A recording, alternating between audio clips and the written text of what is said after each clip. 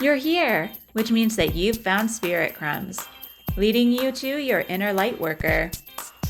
I will be sharing how these tiny little hints from the universe have led me to where I am today. I hope that by hearing my story and the stories of others, you'll pick up your own spirit crumbs along the way that will lead you to somewhere magical. Thanks for coming along for the journey. Let's see where it takes us.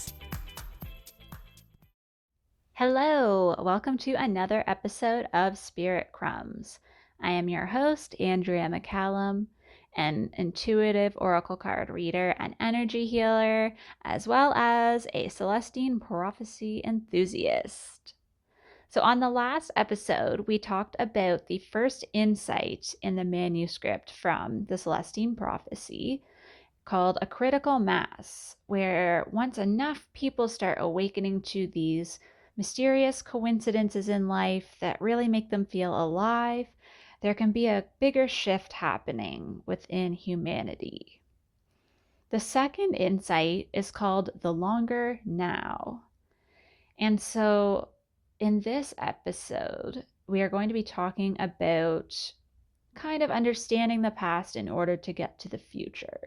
So in this particular chapter, he is speaking to this man who he describes the first insight to, and they start to have a discussion about how once we see the historical background and bring it to our awareness, then it actually enhances the first insight. It makes those coincidences and this idea of a critical mass make more sense.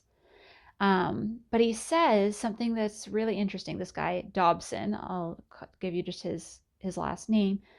He sees history in what he says you have to look at it the right way.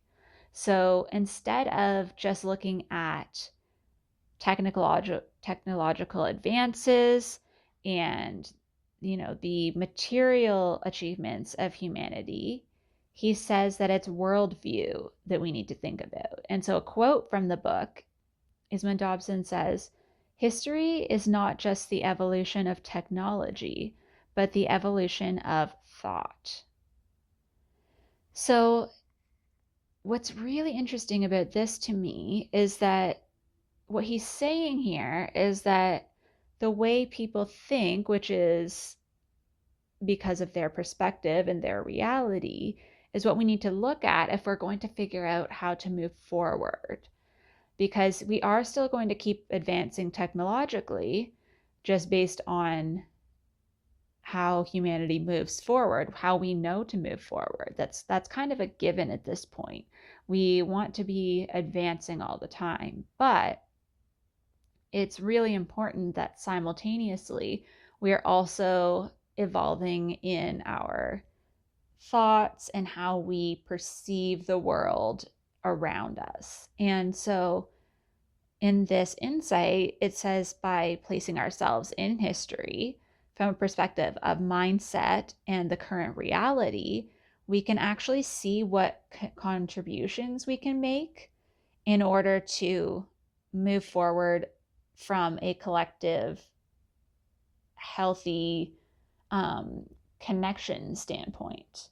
And so it places us in a longer context. So instead of just looking at the moment right now and trying to think like, oh my God, this seems impossible, how are we going to move forward? It gives us some context to how shifts have happened in the past. So it talks about how when we do this, we can start awakening to the awareness of coincidence, and we come out of this preoccupation with economic progress. And so that's kind of like the main point here that he's making, is that like we get so caught up in how to get more things and how to make more money and how to establish ourselves in this earthly context that we don't actually see that there's more to life. And so what's really interesting and very helpful, even for right now where we are in the world, is that the next thing that they do is that Dobson says we have to actually look at the last millennium. Like you have to actually look at it and see what stages we went through. So he basically says, like around the year 1000, let's say, the Middle Ages, he says, the reality was defined by the church. So the whole world kind of revolved around this spiritual view of the world where, you might have had a particular social class and you kind of knew what to expect based on that. Like life wasn't really a surprise. If you were in a certain class, you kind of knew what um, occupations and lifestyles were available to you. So there wasn't a lot of surprise there. But regardless of that, it was God's plan that determined what was going to happen to you. And your whole life was kind of based around, in a spiritual context, just whether you were going to win or lose salvation, as they say in the manuscript.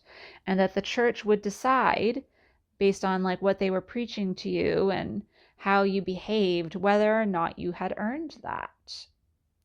And then in addition to that, the idea that there was no surprises, the element of surprise, I guess you could say, or unpredictable nature was that everything was really defined based on otherworldly ideas. How it was like if there was weather or a death or a tragedy, it was an act of God. So if there was a thunderstorm and lightning struck a tree, that was God. That might have been seen as a sign. Maybe you did something bad. Or if someone in your family dies unexpectedly, that was God taking that person. And then you had to hope that that person had led a good life and would gain their salvation.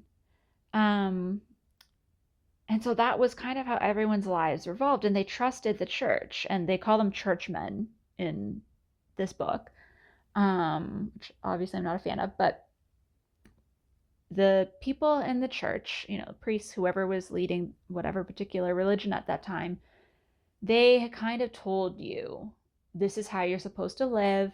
If you follow these instructions that I am myself am telling you, because I am the example of how everyone should live, then you'll be fine, and I'll let you know if you're doing it right or not. It's kind of like how everyone lived their lives. Then the next stage, which came as medieval times in the 14th and 15th centuries, as described in the book, says that people started to become aware that these churchmen were violating their vows and taking bribes and doing things that did not adhere to the strict principles that everyone else was expected to follow. And so people started in small groups at first and then in a growing number really getting angry and saying, well, if you're still going to get salvation, you're the person in charge. How come you're going around doing all this stuff that sent my relative to hell, Like why do you have to, you know, why do you get to do whatever you want? Like this doesn't now make sense. There's no logic. There's no proof that anything you're telling me is true. And so there became a growing number of people, a critical mass of people in a rebellion that really collapses that reality and starts to make people realize like that's not how this is. um this now we can't adhere to this anymore. But then there's this uncertainty. People are like, well, if it isn't God making all of this happen, why is it happening? How is anything real right now? And people start to get very unsettled. And when they start realizing all these structures that were placed for them, that they were told, you must act this way, this is the only way to be, that is correct. Once that gets torn down, it's like, what's the next step? Like, how do we know what's real? Like, what are we doing anything for? And so that's when people started sending explorers out to be like, well, we have to figure out this earth and figure out what's going on and like how we're supposed to be living. There's got to be something out there that can tell us this. And so these explorers, they're kind of out there starting to go and look. But in the meantime, everyone's still at home is not going to just sit around. So they start trying to do things to figure it out for themselves. And the best way they do this is, in one way, is to create better living circumstances, a better standard of living. And at the same time, also creating a new need for science.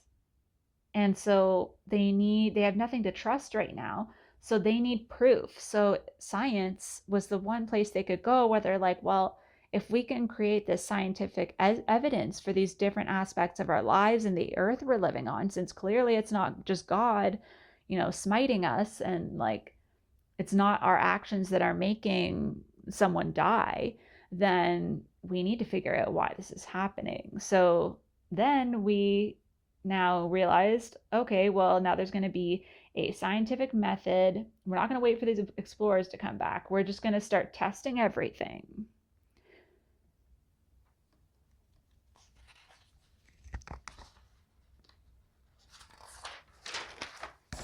And test we did. So then our concepts of how things are in the world, we needed them to be proof. We needed actual evidence. All of these things that now, we look to, we need accurate information. We need to know sources. How do you know this is true? All of that became very important. And also, the undercurrent of this time period is now a secular society and an economic focus, which is replacing now this spiritual and church focused world. And so security for the individual becomes the most important thing. What we're surviving, we're in survival mode. Like, what do I need in order to survive in this economic time where making money is the most important thing, and having my own space on this planet? And then on a larger scale, in order for that to keep growing and happening for each individual, we're basically conquering the earth. We're learning how it works by tearing it apart. And now we're realizing, okay, well, if we're not going to have this stuff just magically provided for us, we need to get it for ourselves. And it's every person for themselves now at this point. And accumulation becomes our driving force, and like accumulating everything we can, and having status. All of these things become really important. And so now at the end of this period, what's happening is people are kind of doing all of these things to distract themselves and staying busy because we don't know why we're doing this. Like, what are we surviving for? What's the point? Right? At least before, you were living your life based on wanting to achieve salvation. You had this end goal, right? And then now we're kind of in this period where it's like, we don't know why we're doing any of this. And the only way to realize it is to slow down. And so the idea behind the understanding all of this before we look at our current position is that we need to integrate this into our consciousness and realize that there have been these significant shifts in the past, and that they have moved into a whole new era each time. Life didn't stay the same this whole time. And once we are aware of that, we place ourselves in what they call the longer now. So yes, we're looking at this moment, but with all of the context before us, which gives us kind of a hint at how we might move forward. And so the idea behind this manuscript and these insights is that physics, psychology, mysticism, religion, they create this whole new synthesis that's based in coincidences. So that is kind of the summary of that insight. And then, when you apply that to the year 2020, we kind of experienced a lot of that, right? We experienced these structures being brought to our attention because everyone slowed down. I know it's very frustrating even for myself, thinking about how we be so unaware of the severity of these these underlying issues. But we were living in a time where slowing down was not an option. And then once you do slow down, you have no choice but to have these things revealed to you. And so having a point where there's a lot of people at home with less distractions, like I said before, that's not for everyone. Some people have more distractions. They've got kids at home. They don't have time for all of these reflections. And healthcare workers are working more than ever around the clock.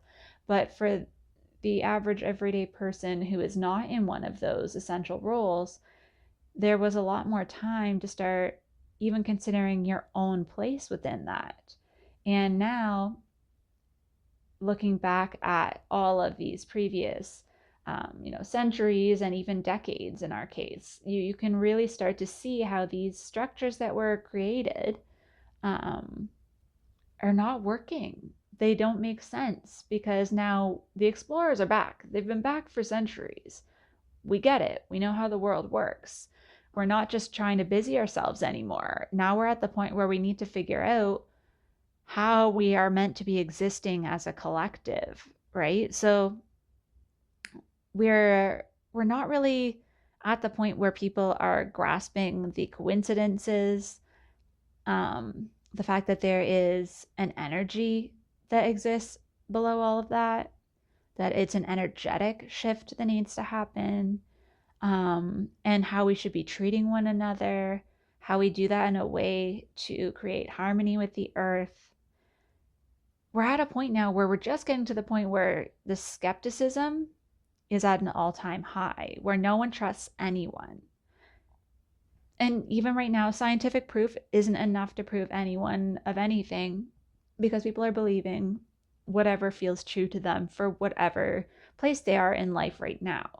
And so if you really think about it, throughout the last stage where we've been focusing solely on this survival, we've kind of removed any esoteric things from our daily life as a collective. And uncertainty has kind of been now, instead of being embraced as like, you don't know what's going to happen next, anything could happen, that used to be just built into our lives. Whereas like we created the society where you're supposed to know exactly like the order that everything happens for you in life. And if it doesn't happen that way, we panic. And that's exactly what's happened in the last year. So I think that when we start to realize, having this time, that like the uncertainty gives you that time to think about your purpose, to think about where you fit into the world, what your contribution could be that could carry things forward in a positive way. And that's where my whole philosophy of finding your inner light worker comes in. Like, how do you fit into this energy of the earth and the coincidences, and how you can impact other people?